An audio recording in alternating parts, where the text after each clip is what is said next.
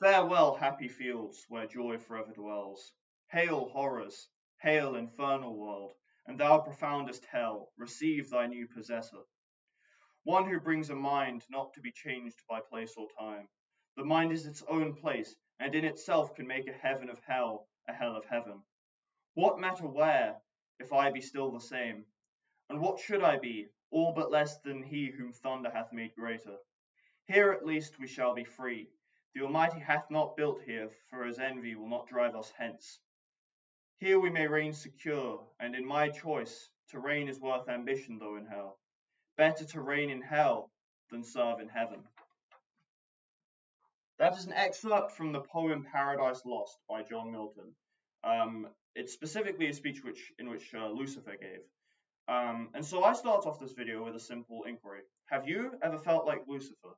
Because I certainly have been lately. I'm not particularly proud to admit that, but I have been.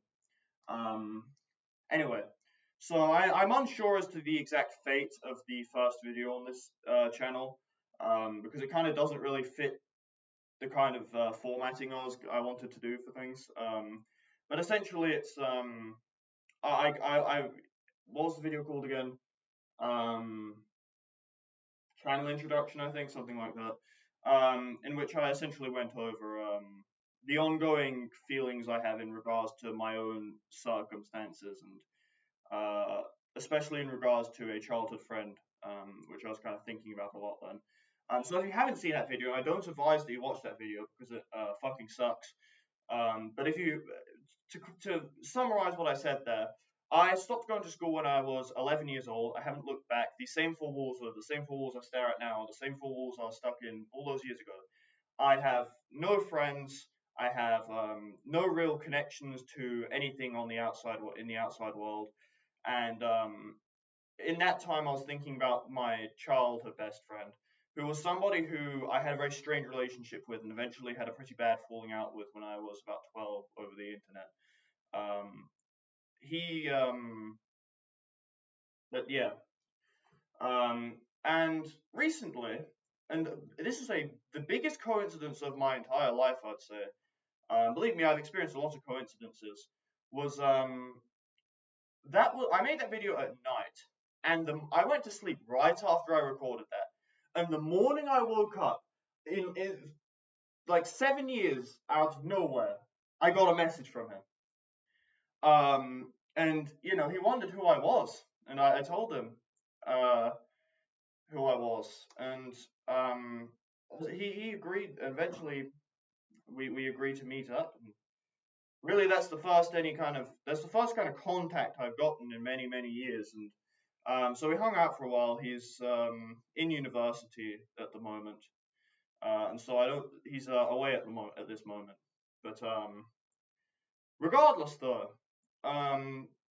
my first response to this was happiness. Of course, I was very grateful that I was accepted by him once again. I was very grateful that I had made a friend. But as the days have turned into weeks, I've slowly realized there's this kind of eclipsing madness, this eclipsing dissatisfaction, rather, with how everything is going in my life, even to this day. Because believe me, things are the best they've ever been. I could not have fathomed life to be have turned out this materially good like a year ago. But regardless, things are pretty good ostensibly.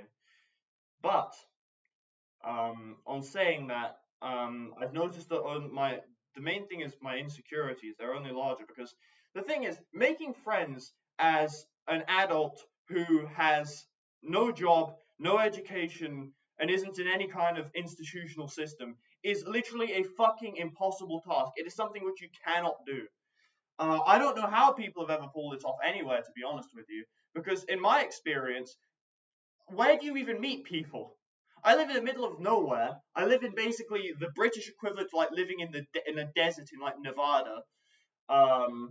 And really speaking, there isn't really anything I can do about that. I like it where I live, trust me, but regardless, this puts me into a disadvantage, where essentially, how would I put it? Where essentially I cannot leave a lasting impact or make any lasting impression on anything I do. Because the thing is, everybody here is in like some form of work or education or something, and these people have friends in schools. These people have friends in workplaces. These people have friends in training, or any other non-neat system there is. And but the thing is, somebody like me who is essentially eternally confined to exist in a situation in which I'm not really associated with anything, any institutions. There is no way I can ever compete with somebody who someone has been like around every day for like the past few years because of their education or their job, right? I am eternally a background character, and I'm kind of at peace with that because I don't really like having friends, to tell the truth. But with that being said, it is kind of depressing, really. Because it really does kind of feel at times where like a second class citizen, really. You really do just feel like an NPC in a game, just waiting for the main character to come in and pummel you for fun. And that's sort of the stalemate it's reached with the situation with my friend. Because he hasn't changed a great deal, neither have I really. But he has all these friends. He's in university now. He has a life outside of me. We used to be inseparable. We used to never want to be separated from each other ever.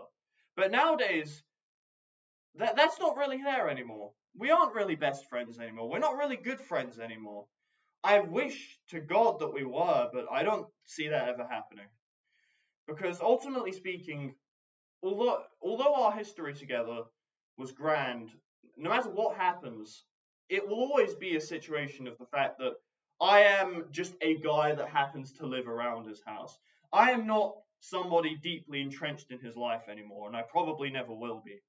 I don't have any kind of affiliation with his place of education. I won't have any affiliation with his place of work. I don't really have any connection to his family. It it so essentially I'm stuck in this point where I'm kind of like um trapped in the sense that I have to how would I put it? In a sense where I kind of have to accept whether I want to just walk away from it all or whether I just want to continue on being a second class person, being a complete worthless NPC.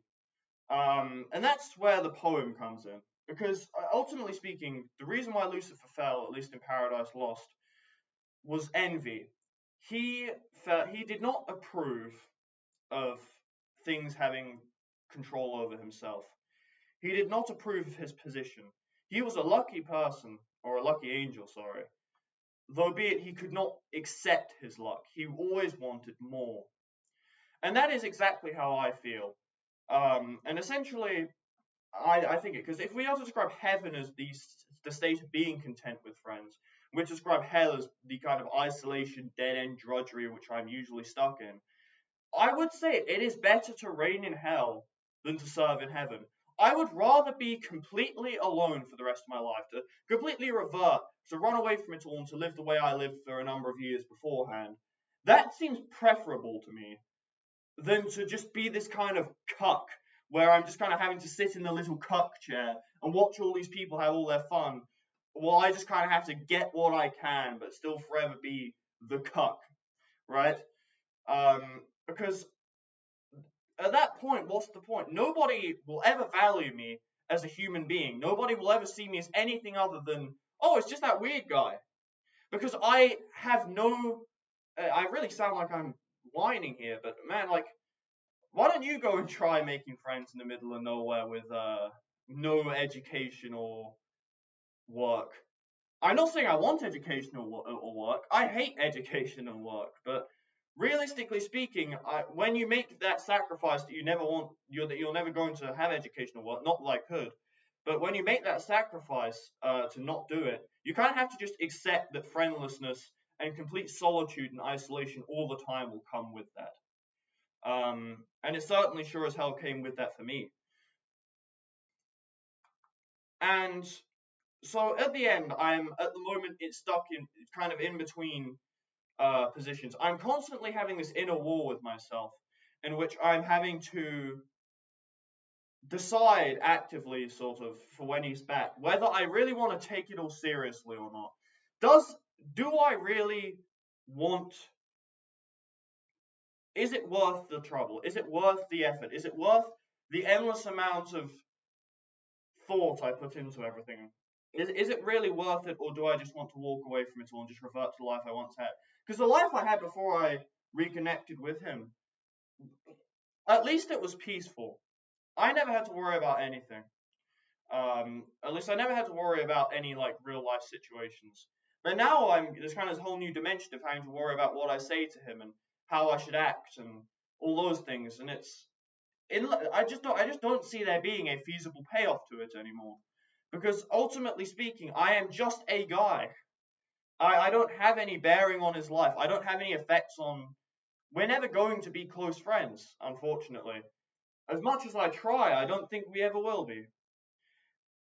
He's moved on, I've moved on, and at the end, it just feels all purposeless.